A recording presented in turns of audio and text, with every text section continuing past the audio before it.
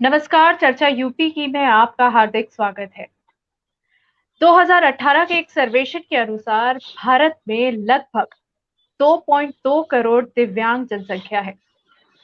देखा जाए तो संख्या पूरी आबादी के कंपैरेटिव थोड़ी कम है, लेकिन फिर भी अगर समस्याएं देखी जाए तो उतनी ही गंभीर है और तुरंत उसका एक समाधान निकालने की जरूरत है, उसमें सुधार की जरूरत है। आज इसी पर हम चर्चा करने जा रहे हैं कि जो दिव्यांग समूह है, उनके साथ किस तरीके की चुनौतियां हैं। एक चुनौती तो हम सभी जानते हैं कि मेन स्ट्रीम में किस तरीके से शामिल होना है, उसको लेकर एक लंबी लड़ाई अभी तक लड़ी जा रही है। कई ऐसे दिव्यांग संगठन हैं जो अभी तक आंदोलन कर रहे हैं, सरकार से गुहार लगा रहे हैं कि उनकी समस्याओं का तुरंत निपटारा किया जाए। आज इन्हीं सब बिंदुओं पर हम चर्चा करेंगे और चर्चा करने के लिए हमारे साथ दो खास मेहमान जुड़ रहे हैं। हमारे साथ हैं के दीक्षित जी, जो कि राष्ट्रीय अध्यक्ष हैं राष्ट्रीय विकलांग पार्टी के।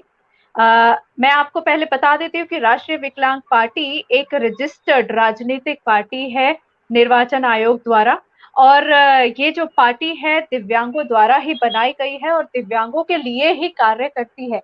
लेकिन दिव्यांगों के लिए कार्य करने के अलावा ये बाकी जो समूह है हमारे देश में, जो हमारी जनसंख्या है, बच्चे हैं, बुजुर्ग हैं, महिलाएं हैं, ये उनके लिए भी, उनके हक की भी लड़ाई लड़ती है। साथ ही हमारे साथ जुड़ रहे हैं अर्जुन कुमार पासवान जी, जो कि प्रबंधक और संचालक है दिव्यांग कल्याण सेवा संस्थान के।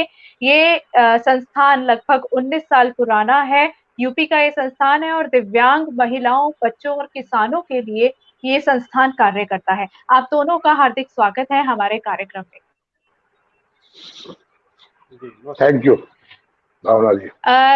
के दीक्षित जी, सबसे पहले आपसे हम समझना चाहेंगे, क्योंकि आपकी एक राजनीतिक पार्टी है और विकलांग समूह जो है, माफी चाहूंगी, मैं कहना चाहती हूँ दिव्यांग समूह जो है, जो दिव्यांग जनसंख्या है, जिस तरीके से एक सर्वेक्षण के मुताबिक बताया गया कि 2.2 करोड़ जनसंख्या है, तो ये जो जनसंख्या है कई चुनौतियों से गुजर रही है।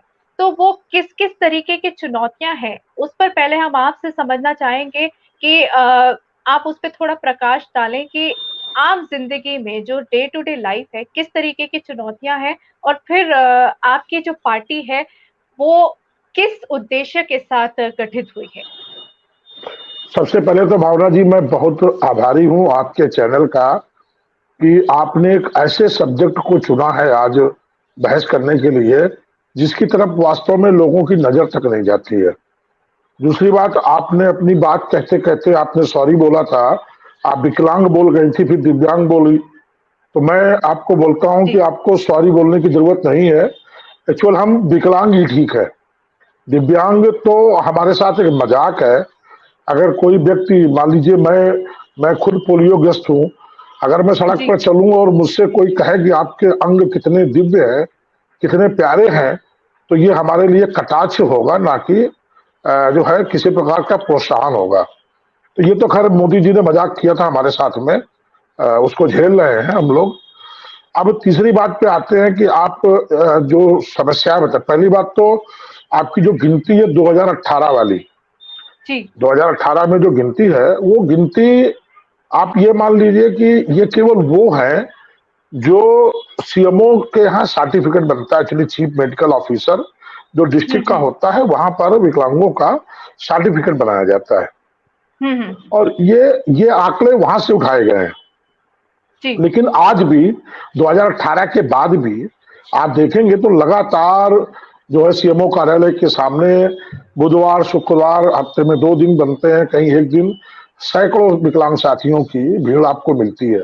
इसका मतलब उनके प्रमाण पत्र नहीं बने हैं, उनका आंकड़ा सरकार के पास है ही नहीं। ठीक है, तो गिनती बहुत बड़ी है, 10.5% के आसपास गिनती है। उसके बाद में सरकार ने एक और बड़ा मजाक किया हमारे साथ में। वो मजाक ये किया कि हमारे साथ में हम 4 थे, एक्चुअल हम 4 लोग थे जो विकलांग कहलाते थे। एक तो हो गए जो आर्थोपेडिकली हैं, जैसे मैं हूं, फिर दूसरा हो गए जो आंखों से होते हैं हमारे भाई लोग, और तीसरे जो है जो मानसिक होते हैं, और चौथे जो डेफ एंड डेफ होते हैं। लेकिन सरकार ने हमको बीमारियों के साथ जोड़ दिया और 17 प्रकार की नई बीमारियां, जिसमें कैंसर है, कुष्ठ रोग है, दुनिया भर की बीमारियां हैं, उन बीमारियों के साथ में हमें जोड़ दिया। तो पहले तो मतलब एक तो दुर्भाग्य पहले से था हमारा कि हम विकलांग पैदा हुए, ऊपर से सरकार ने, इसी सरकार ने हमें बीमारियों के साथ जोड़ दिया। मतलब सरकार की नजर में अब हिंदुस्तान का जो विकलांग है वो कोई व्यक्ति नहीं है बल्कि बीमारी है। और सबसे बड़ा दुर्भाग्य, उससे बड़ा दुर्भाग्य एक और है कि इस बीमारी का इलाज भी नहीं किया जा रहा है। अगर इलाज किया जाए तो कम से कम एक चीज हो कि बीमारी ठीक होने के स्थिति में आए या सुधार हो उसमें, तो इलाज तो किया नहीं जा रहा है। चाहे वो मान सम्मान को लेकर हो, चाहे वो सामाजिक जो समानता है उसको लेकर हो, चाहे रोजमर्रा की जिंदगी को लेकर हो, चाहे पारिवारिक स्थिति को लेकर हो, हर जगह सिर्फ हमें छला गया है। एक बड़ा सम्मान मिलता था। अगर देखिए आपके पास मैं बोल सकता हूँ ना 2 मिनट? जी जी जी जी। देखिए, एक 3 दिसंबर को एक कार्यक्रम होता था हम लोगों का, जो विज्ञान भवन में सामाजिक न्याय अधिकारिता मंत्रालय दिल्ली में आयोजित हुआ होता था, और उस पे देश भर में विकलांगों के लिए काम करने वाले पासवान जी जैसे लोग, हम लोग तो पॉलिटिकल हैं, हम लोगों का कोई महत्व नहीं है उसमें, लेकिन जो सामाजिक कार्य करते हैं, जो विकलांगों को समाज की मुख्य धारा में शामिल करवाने का दूसरे प्रकार से प्रयास करते हैं, मेरे प्रकार से नहीं, उन लोगों को सम्मानित किया जाता था और उनको ये कहा जाता था कि आपको राष्ट्रपति से सम्मानित करवाया जा रहा है, और करवाया भी जाता था। और राष्ट्रपति का सम्मान आप मानती हैं कि देश में सर्वोच्च सम्मान राष्ट्रपति का होता है। जब ये सरकार बनी तो 2014 के 3 दिसंबर में ही इन्होंने क्या किया, गहलोत जी मंत्री थे हमारे, थावरचंद गहलोत जी, उन्होंने राष्ट्रपति को उस कार्यक्रम में आमंत्रित ना करके हमारे आदरणीय प्रधानमंत्री जी को आमंत्रित किया, जो वहां पर उस कार्यक्रम में सम्मान देने के लिए विकलांगों को गए भी नहीं। अरुण जेटली जी के द्वारा एक चिट्ठी भेज दी जाती है जिसपे विकलांगों को एक नया नाम दिया जाता है, दिव्यांग। मतलब मजाक भी बनाया, जो एक सम्मान की परंपरा थी राष्ट्रपति के द्वारा, वो भी खत्म हो गई, अब नहीं मिलता है, वो भी खत्म हो गई। और इसके बाद में ये स्थिति है। ये तो है सम्मान के उसको लेकर। अब आ जाइए अब सामाजिक सरोकार में। सामाजिक व्यवस्था में सबसे जरूरी चीज होती है कम से कम 2 जून की रोटी। इस सरकार ने कहीं पर भी कोई भी लोगों को रोटी मिले इसका प्रबंध विकलांगों के लिए नहीं किया। ना तो कोई भर्ती निकाली गई जिससे विकलांगों, जो पढ़े लिखे विकलांग हैं वो नौकरी में चले जाते। अगर भर्ती निकाली भी गई तो उसमें इतनी असमानताएं की गई कि विकलांगों को ये आंदोलन करना पड़ा। आपको याद होगा दिल्ली का रेलवे भर्ती को लेकर आंदोलन, यूपी का 69,000 शिक्षक भर्ती को लेकर आंदोलन, वो बेचारे लड़ते रहे, आज भी लड़ रहे हैं, लेकिन कुछ मिला नहीं। पेंशन कहीं बढ़ाई नहीं गई, मजाक है, 500 रुपए पेंशन होती है, महीने भर की चाय भी चलना मुश्किल होता है। तीसरा, जो हमारा घरेलू उत्पीड़न है, एक्चुअली वो भी जारी है। 1-2% परिवारों को अगर आप छोड़ दें तो जहां माँ बाप नहीं है, वहां विकलांग जहां अकेला है, तो उसके घर वाले कतई नहीं चाहते, उसके भाई बंधु, कि ये शादी करे या इसका परिवार हो। वो इसी लालच में रहते हैं कि इसकी संपत्ति कैसे हमको मिल जाए, और करवा भी लेते हैं, लिखवा भी लेते हैं। हमारे पास सैकड़ों चिट्ठियां साल भर में शिकायतें आती हैं, और लड़ते भी हैं उनके लिए कि कम से कम इनके हक और अधिकार जब तक जिंदा है तब तक बने रहे। सरकार ने सिर्फ नाम दिया है दिव्यांग, और कुछ भी नहीं दिया है। ये स्थिति है। तो यहाँ पर आपसे अब ये समझना चाहूंगी कि जैसे जो हमारा ग्रामीण क्षेत्र है, ज्यादातर जो दिव्यांग की जनसंख्या है वो ग्रामीण क्षेत्रों से जुड़ी हुई है। तो ऐसे में राजनीतिक नुमाइंदगी की कितनी जरूरत आपको लगती है कि दिव्यांगों को उसकी जरूरत है? देखिए मैडम, हमने 2005 में जब राष्ट्रीय विकलांग पार्टी बनाई थी तो हमारा एक कारण था, हमारा एक कारण था, ये विशेष तौर पे हमको ये सोच मिली थी कि जब तक हम वोट बैंक के रूप में एकजुट नहीं होंगे, अपनी पहचान नहीं बनाएंगे, तब तक इस देश की सरकारें हमारे लिए कुछ भी करने वाली नहीं है। और वोट बैंक के रूप में एकजुट होने के लिए संगठित होने के लिए हमें जरूरत थी एक राजनीतिक दल की, क्योंकि कोई भी दल बड़ा कोई भी दल हमें ये नहीं चाहता था कि जो है हम लोग राजनीति में कदम रखें। यहां तक कि किसी भी दल के मैनिफेस्टो में हमारा नाम भी नहीं होता था, हमारा नाम होता ही नहीं था। हमको क्या ये सरकार देगी ये बताना भी गवारा नहीं समझती थी। दुनिया भर के मुद्दे होते थे लेकिन हमें उन मुद्दों से दूर रखा जाता था। मेरे समझ में आया कि संगठन बहुत सारे काम कर रहे हैं हिंदुस्तान में, हजारों की संख्या में संगठन है, हर जिले में 4 से 10 संगठन है, हम लोग बुरी तरह बटे हुए हैं। इसलिए इन सबको संगठित करने के लिए एक राजनीतिक दल की जरूरत है और उससे हमारी वोट की पहचान बने, हमें ये प्रयास करना है। इस प्रयास को करने के लिए हमने 2005 में आपके लखनऊ से ही पार्टी बनाई और पार्टी बनाने के बाद में हमको एक एक घर में जाना पड़ा एक्चुअली विकलांगों को, क्योंकि विकलांगों की इच्छा शक्ति तो काम करने की होती है लेकिन दिक्कत उनके साथ ये संसाधन नहीं है। लेकिन हम भी अब आपके सामने झूठ नहीं बोल पाएंगे कि हम भी ग्रामीण बहुत ज्यादा अंदर ग्रामीण तक नहीं जा पाए, क्योंकि हमारे पास भी वो संसाधन नहीं होते कि हम अंदर तक जा सके। लेकिन सोशल मीडिया ने जब से थोड़ा सा इम्पैक्ट अपना बढ़ाया है, फेसबुक व्हाट्सएप, तब से हमारे साथ ग्रामीण विकलांग भी जुड़ना एक अच्छी संख्या में शुरू हो गए हैं और उनको भी लगता है कि जब तक हम पहचान नहीं बनाएंगे, हम विधानसभा में नहीं जाएंगे, हम लोकसभा में नहीं जाएंगे, हमारी पीड़ा कहने वाला वहां कोई नहीं है। जब तक हम अपना दर्द खुद नहीं कहेंगे तब तक हमारा कुछ भी हल होने वाला नहीं है। लेकिन उसके साथ में समस्या और आ जाती है। देखिए अभी विकलांगों ने एकजुट होना शुरू किया था, लेकिन एक नई बात ये आई अभी अभी कि अपने जो भारतीय जनता पार्टी है और उसने जो है दिव्यांग मोर्चा बनाया उत्तर प्रदेश में, चुनाव को देखते हुए अपनी पार्टी में दिव्यांग प्रकोष्ठ बना डाला। ये बांटने की रणनीति है, क्योंकि उत्तर प्रदेश में राष्ट्रीय विकलांग पार्टी काफी मजबूत संगठन है विकलांगों का। अगर आप उंगलियों में पार्टियां गिने तो शायद 11, 12 नंबर, 13 नंबर पे राष्ट्रीय विकलांग पार्टी भी संगठन के नाम पर हमारे पास उतनी ताकत है जो दूसरी पार्टियों के साथ में है। तो उन्होंने हमें तोड़ने के लिए उन्होंने दिव्यांग मोर्चा बना दिया, दिव्यांग प्रकोष्ठ बना दिया। इनका देखी देखी कांग्रेस ने हमारी पार्टी के लोगों को ही तोड़कर उन्होंने निःशक्त जन मोर्चा बना दिया।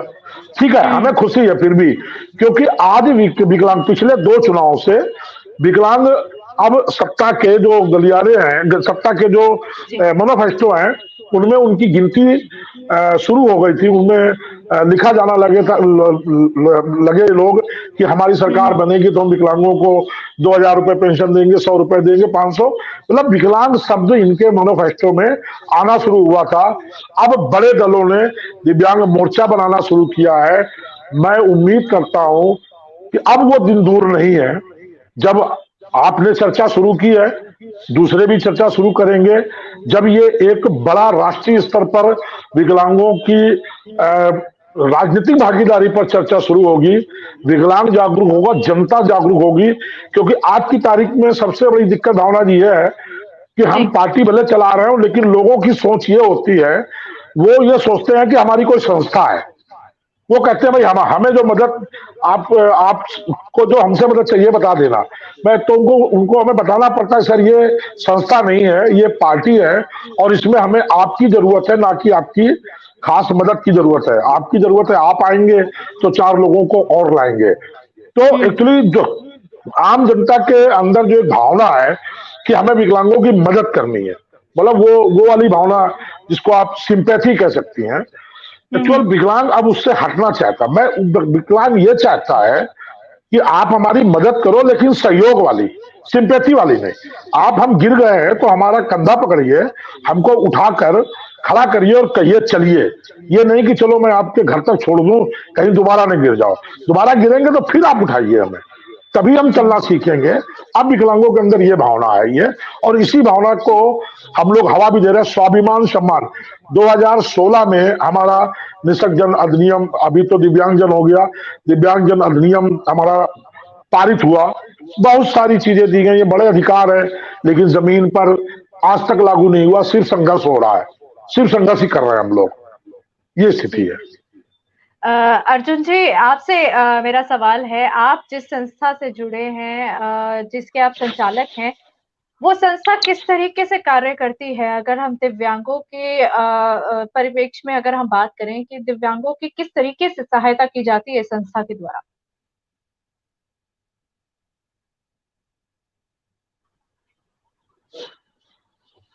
अर्जुन जी, आपका माइक ऑफ है, अपना माइक ऑन कर लीजिए। हेलो जी मैम, आवाज जी आ रही है? जी जी जी, आ रही है।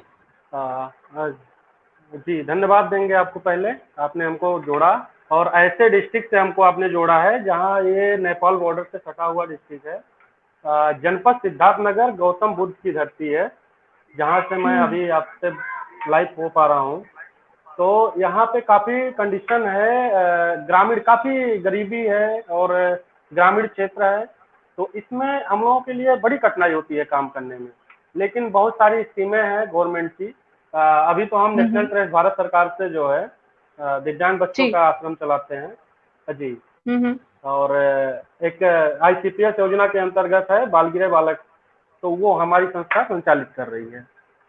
और यहाँ पे कंडीशन ये है, जैसे कि दीक्षित साहब ने बताया जी। कि गवर्नमेंट की बहुत सारी योजनाएं हैं जो लागू नहीं हो पाती है। तो जी। ये तो इस बात से तो मैं पूरी तरह से सहमत हूँ कि नहीं लागू हो पा रही हैं।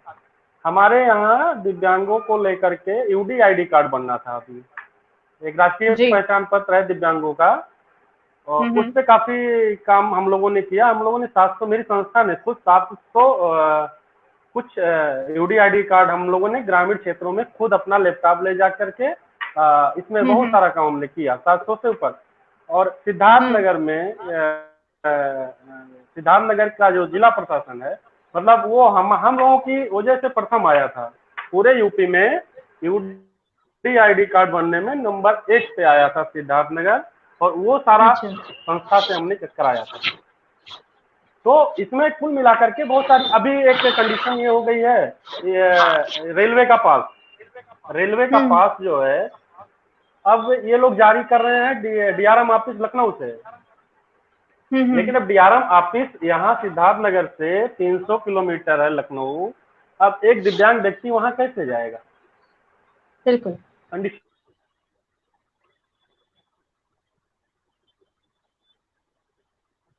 अर्जुन जी, क्या आप सुन पा रहे हैं मुझे? ये बन गई है अभी। मतलब जी। इस तरह का नहीं होना चाहिए ना। आप मतलब खुद सोचिए, एक दिव्यांग व्यक्ति है और यहाँ से लखनऊ वो जाएगा एक अपने पास के लिए, और वो नहीं जाएगा तो देंगे नहीं। हमने 300 लोगों का भेजा था, और वो तो वहाँ के वो DRM ऑफिस से फोन आया कि आप दलाली करते हैं। मतलब हम काम कर रहे हैं और वहां से ये कहा जा रहा है आप दलाली कर रहे हैं। तो ये सारी कंडीशन है, वहाँ बहुत दिक्कतें हैं। तो ये बहुत जरूरी है कि मतलब जीरो ग्राउंड पे योजनाओं को लागू किया जाए। इसमें प्रचार प्रसार की जरूरत है और सरकार इसमें प्रचार प्रसार कराए जी। जी। दीक्षित जी, जिस तरीके जी से अभी अर्जुन जी कह रहे हैं कि प्रसार प्रचार कराने की जरूरत है, सरकार की तरफ से ये सारी सुविधाएं उपलब्ध कराने की जरूरत है। इसके अलावा और भी बहुत सारी मूलभूत सुविधाएं होती है जो एक अगर हम बोले कि जो मेन स्ट्रीम है, मेन स्ट्रीम को जो सुविधाएं मिल रही हैं, तो उन्हीं सुविधाओं को लेकर अगर बात करें तो क्या लगता है आपको कि अभी भी कितना पीछे है दिव्यांग समुदाय? मैडम, आप केवल एक बात से पूरी बात समझ जाएंगे। एक यूपी में भी क्या सभी लोगों ने सुना होगा कि जाके पैर ना फटी बीमारी, वो क्या जाने पिए पर आई। बस आप ये समझ लीजिए। एक्चुअल में हमारा तो अगर लोकसभा के अंदर कोई बजट भी पास होता है, कोई अध्यादेश पास होता है, तो केवल ताली बजाकर और मेज थपथपाकर हो जाता है। कोई भी सांसद उस पर बहस नहीं करना चाहता है। उसका कारण उसको पता ही नहीं है विकलांगता है क्या। उस विषय में मिनिस्टर जो मंत्री है मंत्रालय के, उनको नहीं पता है। तो जब उनको नहीं पता होगा तो आप नीतियां और रीतियां बताइए क्या क्या वो बनाएंगे। उनका काम है सिर्फ 3 दिसंबर को, चूंकि विश्व विकलांग दिवस मनाया जाता है, इसलिए विश्व विकलांग दिवस को मना लेना है, ठीक है। और उस दिन अखबारों में विज्ञापन आते हैं।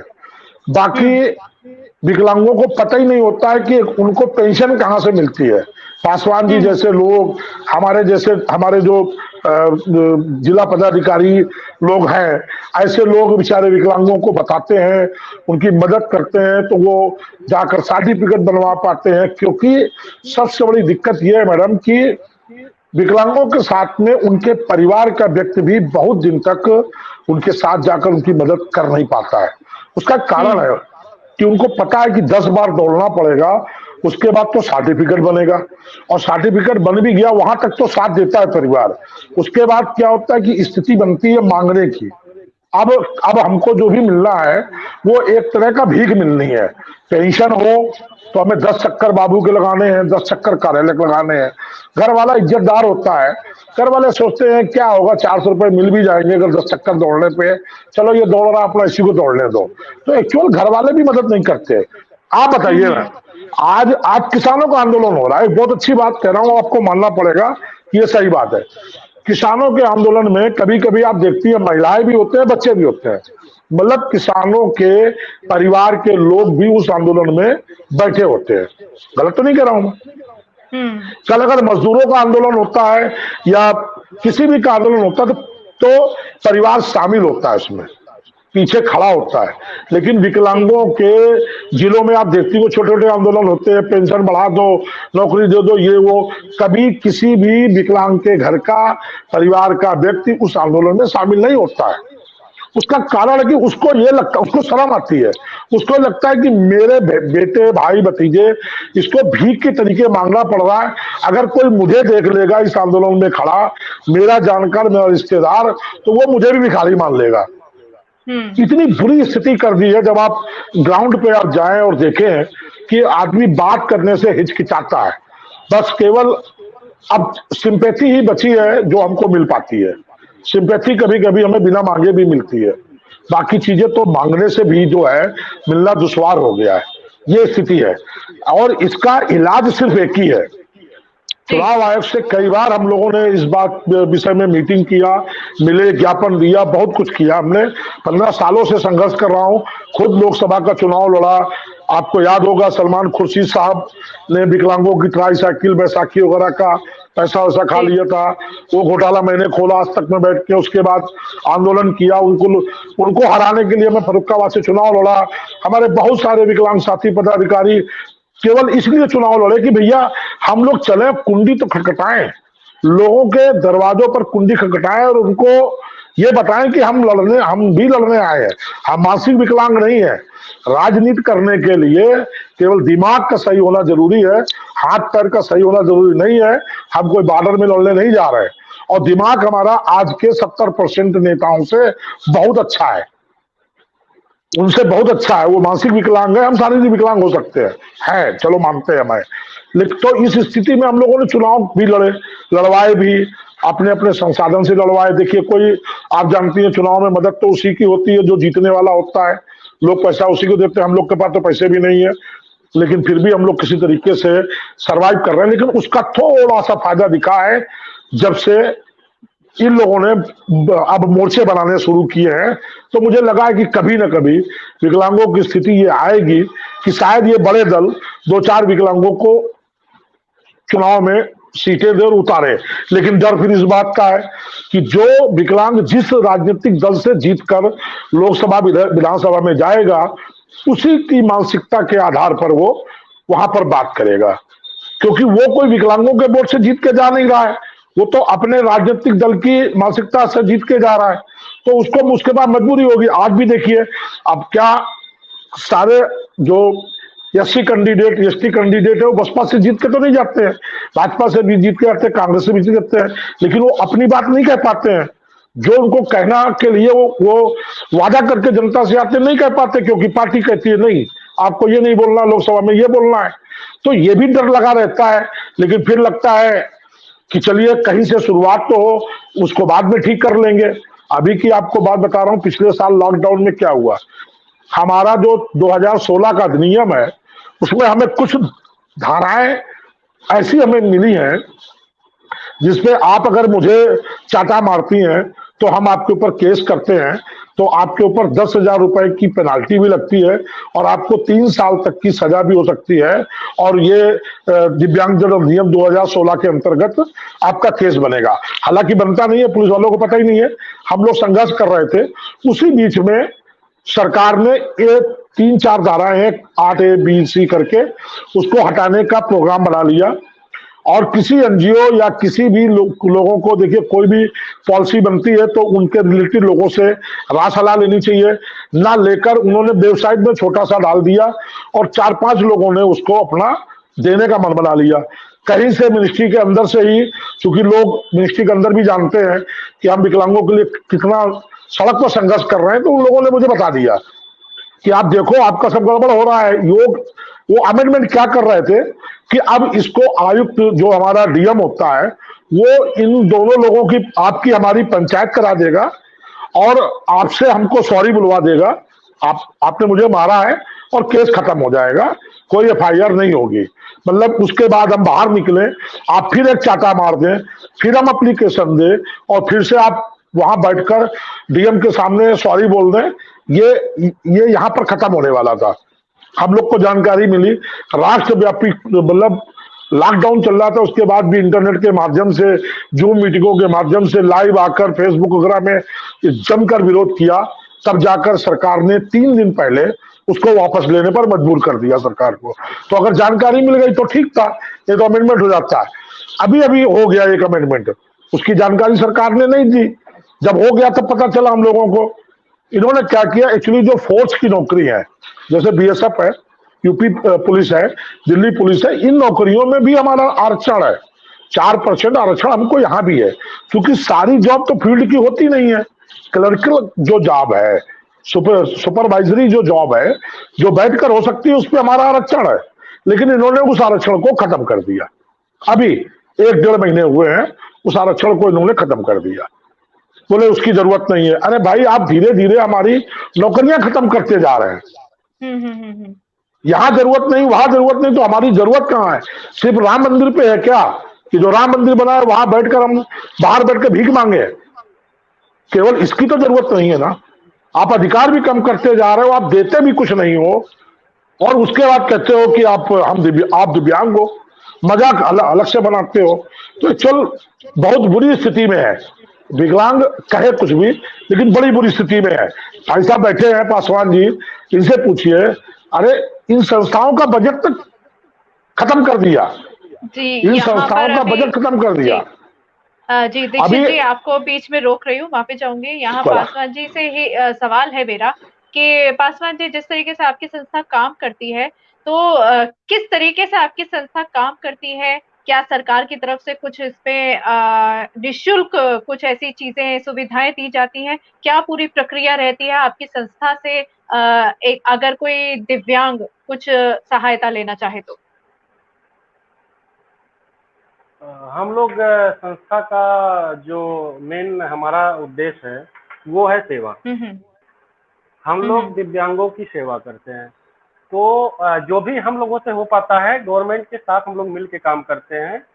जैसे एलम्को से दिव्यांगों को कृत्रिमंग ट्राईसाइकिल हो गया, व्हील चेयर हो गया, बैसाखी हो गया, इन सारी चीजों को सरकार के साथ मिलके उनको लेटर लिखा जाता है और पूरा प्रयास किया जाता है कि गवर्नमेंट से उनको दिलाया जाए। और एक एक्चुअल ग्रांट है जिसमें गवर्नमेंट ने कुछ काम किया है, ऐसा नहीं है कि नहीं किया है। एक्चुअल ग्रांट में 5 लाख से लेकर करके 25 लाख रुपया तक सरकार देती है। तो इसमें भी कुछ दिव्यांगों को हमने यहाँ पे दिया है, जैसे कि मोमबत्ती या अगरबत्ती का प्लांट हमने लगवा दिया है। यहाँ पे एक दिव्यांग हमारे थे, तो उनका मैंने करवा दिया है। तो इस तरह के काम मतलब हो रहे हैं, लेकिन इसमें प्रचार प्रसार की जरूरत है। ये जीरो ग्राउंड पे लागू हो इन सब योजनाओं को, मतलब ठीक से प्रचार प्रसार की जरूरत है इसमें। अच्छा, मतलब आपके अनुसार सरकार के द्वारा सहायता दी जा रही है, लेकिन लोगों को पूरी जानकारी नहीं है, आप ये कहना चाह रहे हैं? जानकारी नहीं है, जी, जानकारी नहीं है इसमें।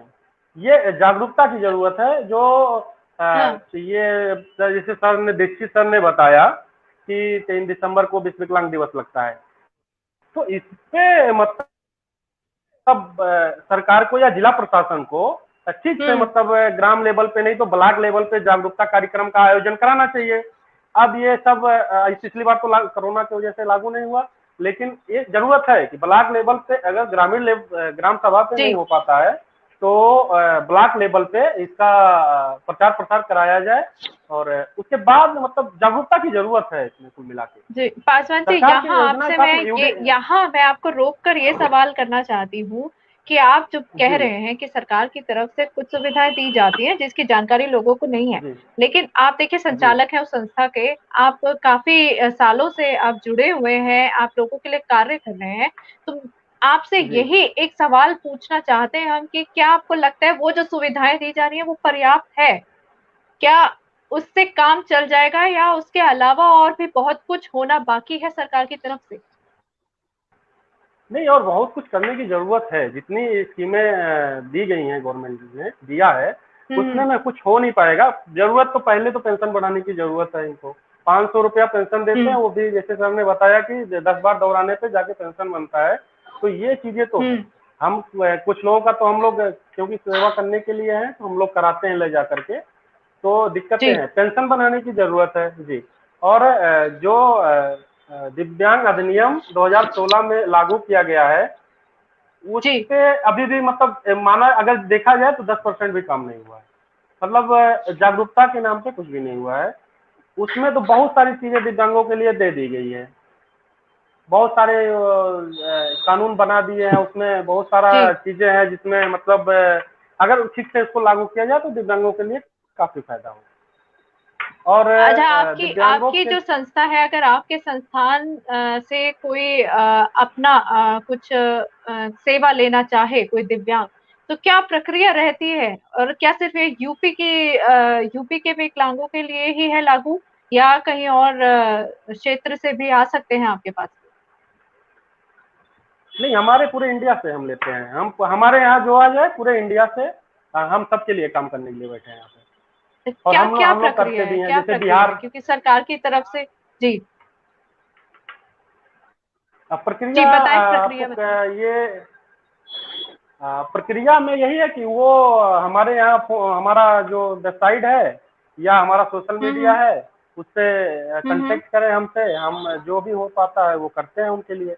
मतलब वो क्या लेना चाहते हैं हमसे, उससे हम जी। तो यहाँ पर अभी बहुत सारे हमारे दर्शक हैं जो लगातार हमें कमेंट सेक्शन में कमेंट्स कर रहे हैं, अपने विचार वो व्यक्त कर रहे हैं इस मुद्दे को लेकर। और देखा जाए तो मुद्दा बहुत बड़ा है और इस पर जितनी चर्चा की जाए उतनी कम है, लेकिन हमारे पास समय की पाबंदी है और अभी वक्त हो गया है इस चर्चा पर यहाँ विराम लगाने का। लेकिन हमारे चर्चा का जो सिलसिला है वो जारी रहेगा कल भी। तो फिलहाल चर्चा यूपी की में इतना ही। आप दोनों हमारे सहभागी बने उसके लिए बहुत बहुत शुक्रिया, और आपसे उम्मीद है कि फिर मुलाकात होगी, फिर इसी विषय पर जो बिंदु आज नहीं छुए गए अगले उन बिंदुओं पर हम चर्चा करेंगे। तो हमारे सहभागी बनने के लिए बहुत बहुत शुक्रिया। दर्शकों, इस वीडियो को लाइक जरूर कीजिएगा, शेयर जरूर कीजिएगा और देखते रहिएगा यूपी सिटी। धन्यवाद। नमस्कार। Thanks madam.